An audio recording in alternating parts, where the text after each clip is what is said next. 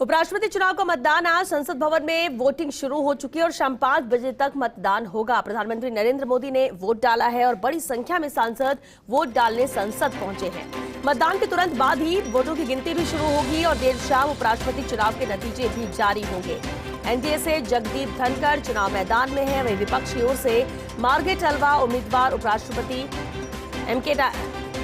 M Venkaiah Naidu का कार्यकाल भी 10 अगस्त को पूरा हो रहा है और 11 अगस्त को नवनिर्वाचित उपराष्ट्रपति शपथ लेंगे। तो वोटिंग का दौर जारी है।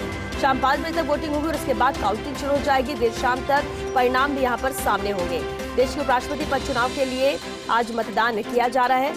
दिल्ली स्थित संसद भवन में शाम 5 बजे तक वोटिंग होगी और इसके तुरंत बाद ही मतों की गिनती भी की जाएगी। मार्गरेट अल्वा और जगदीप धनखड़ उपराष्ट्रपति के कैंडिडेट हैं। और चलिए सीधे रुख करते हैं, दिल्ली न्यूज एडिटर अदिति नागर हमारे साथ जुड़ चुके हैं। अदिति, बेहद अहम है, जहां राष्ट्रपति का चुनाव संपन्न हो और उसके बाद इंतजार उपराष्ट्रपति के चुनाव को लेकर था। वोटिंग का दौर भी जारी, पूरी अपडेट जरूर चाहेंगे।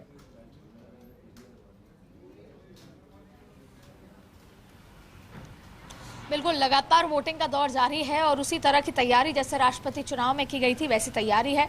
आपको बता दें कि प्रधानमंत्री मोदी ने करीब 10:10 पे जाकर अपना वोट कास्ट किया है। उसके अलावा अभी हाल ही में नितिन गडकरी, पीयूष गोयल, जेपी नड्डा से लेकर अष्टवी वैष्णव, अश्विनी चौबे से लेकर तमाम लोगों ने अपना वोट कास्ट किया है। दरअसल उपराष्ट्रपति का चुनाव जो है ये एक जश्न की बात है, क्योंकि आंकड़ों में श्वेता एनडीए बहुत ज्यादा आगे है। इसलिए ये सवाल उठना, लेकिन अब एनडीए जीत के लिए लड़ाई नहीं लड़ती है। एनडीए जीत के कितनी बड़ी जीत हुई है उसकी लड़ाई होती है। राष्ट्रपति चुनाव में भी जिस